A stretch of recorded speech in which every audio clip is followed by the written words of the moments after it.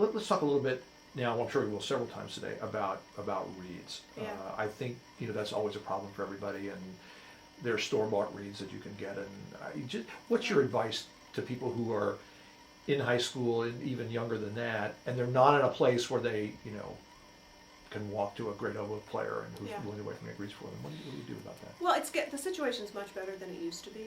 Mm-hmm. There are store-bought reeds, and then there are store-bought reeds. Mm-hmm. You can buy handmade reeds from, say, Midwest Musical Imports. Mm-hmm. In fact, several of my students here sell reeds to Midwest Musical Imports. Hmm. So you're buying reasonably good reeds. Yeah. They cost a bit more, Mm-hmm. and you have to take care of them because Mm-hmm. they're expensive. Yeah. But at least they're not, those old Jones or Emerald, sorry. Don't reeds we can edit that out. Yeah. The store-bought reeds that used to be available when I was coming up was, it seemed that I think they were mostly machine made. Yeah. And it was a very rough kind of scrape that had no subtlety in it at all. I mean, the reed was just like a kazoo, and there was no way to sound good on it unless you mashed it down and created, something out of it. And even then, it was questionable. Mm-hmm. So, the best thing to do is to find a reed maker, whether that's from someplace like Midwest Musical Imports or Stephen Hiramoto at North Texas Reeds sells oboe reeds, and find something that works, that feels good and is consistent, sounds decent, where the pitch is good. That's the best way to go about it. Really. I'd like to ask you to relate that to something you said earlier about how much work a player feels like she's having to do to play.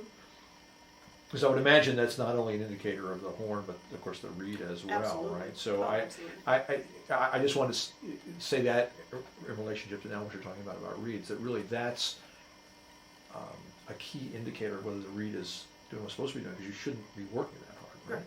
Right. Yeah. There, to me, there are 5 things that you look for in a reed. Mm-hmm. The first and most important is response. Mm-hmm. It has to respond easily, and it has to respond the way you want it to respond. A reed can actually respond too quickly. Uh-huh. It can, if you start to blow and it goes wah, Yeah. and gets away from you, that's not great response. Uh-huh.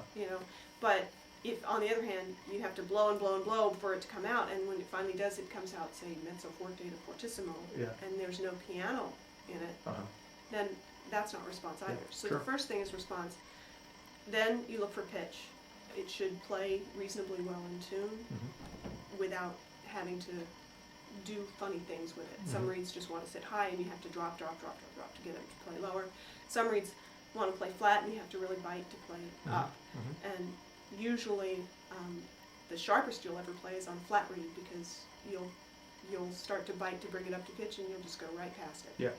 Yeah. So the reed has to have sort of innately in the reed a relatively good pitch center, which means it crows a C, 2 octave C, and when you go to play it, it sits in tune. Yeah.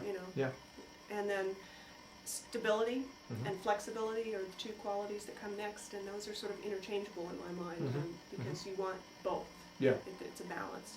You want it to move from register to register without feeling like you suddenly went into a different pitch category. Right. You want to be able to play octaves easily.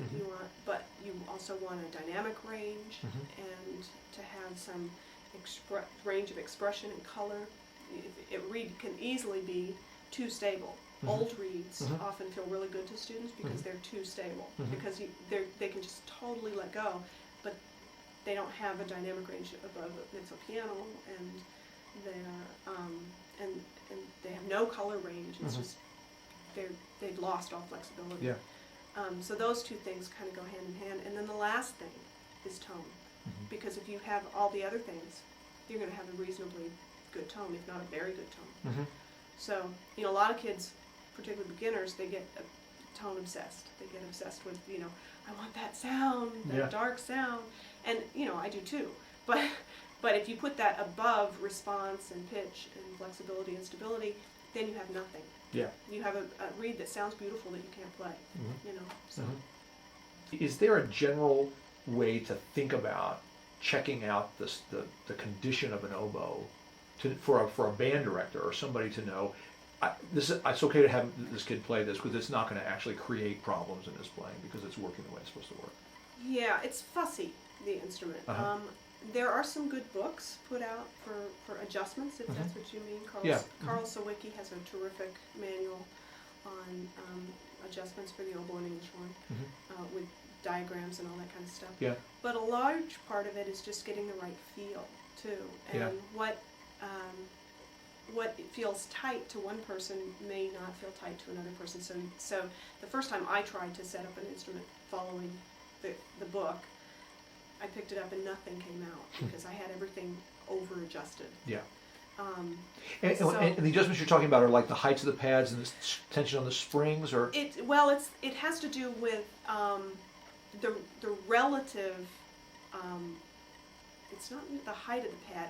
It's the relative pressure that is exerted from pad to pad when you put down a key. Oh, I see. Okay. You know. Yeah. So you might put down one key and it'll cause more pressure on this pad, which in turn causes less pressure on that pad, which could create a problem. Yeah, you sure. know? And sometimes, the pads way up here will be leaking slightly, very slightly, and you don't notice it until you get down into the low register. And most often people are thinking, well, my low C leaks, so they're looking down here, when the problem is usually up here. Huh. So even if you can just sort of check the adjustments in the upper joint, that can help things along.